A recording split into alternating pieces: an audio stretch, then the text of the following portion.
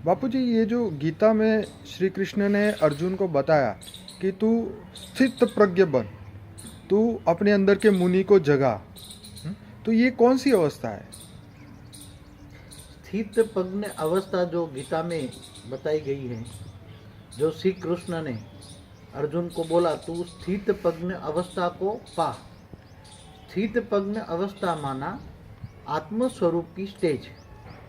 अब आत्मस्वरूप की स्टेज कब? जब आत्मा परमात्मा को जानता है और जब परमात्मा को याद करता है तो परमात्मा के पास से परम प्रकाश आता है, और उसकी आत्मा में जब परम प्रकाश आता है, डिवाइन लाइट आती है, परम प्रकाश माना डिवाइन लाइट आती है, तब आत्मा में जब शक्ति आती है, आत्मा में पावर आने से उसके सारे सूक्ष्म शरीर कारण शरीर सब चार्ज हो जाते हैं, तब उसकी आत्मा में से काम क्रोध लोभ मोह अहंकार सब निकल जाते हैं और नष्टो मोहासी बन जाता है।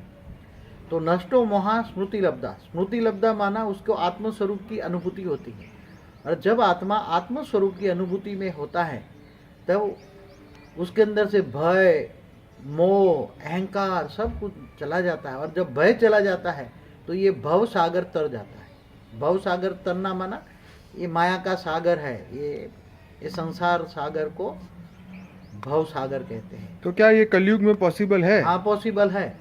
कलयुग में ही ज्ञान दिया ना। अभी कृष्ण को हुए 5000 साल हुआ, तो अभी कलयुग की शुरुआत में ही उसने दिया ना, द्वापर के अंत में। तो कलयुग ने जो गीता ज्ञान भगवान कृष्ण ने जो दिया है, तो भगवान कृष्ण ने जो गीता ज्ञान दिया है वो समझने की शक्ति आत्मा में नहीं है। इसलिए स्थित प्रज्ञ अवस्था आत्म स्वरूप में स्थित होना ही स्थित स्मग्न अवस्था है। वो आत्मा की स्टेज है, आत्मा की आधार है। तो इसके लिए क्या प्रोसेस करना चाहिए? क्या योग करने से ये अवस्था पहुंच सकता है इंसान? हाँ, आत्म स्वरूप में ये घर गृहस्थ में रहकर, घर सन्यासी बनने की जरूरत नहीं है। भगवान ने बोला है योग की प्रोसेस क्या है? योग की प्रोसेस क्या है कि तुम परमात्मा को जानो। पहले परमात्मा कौन है,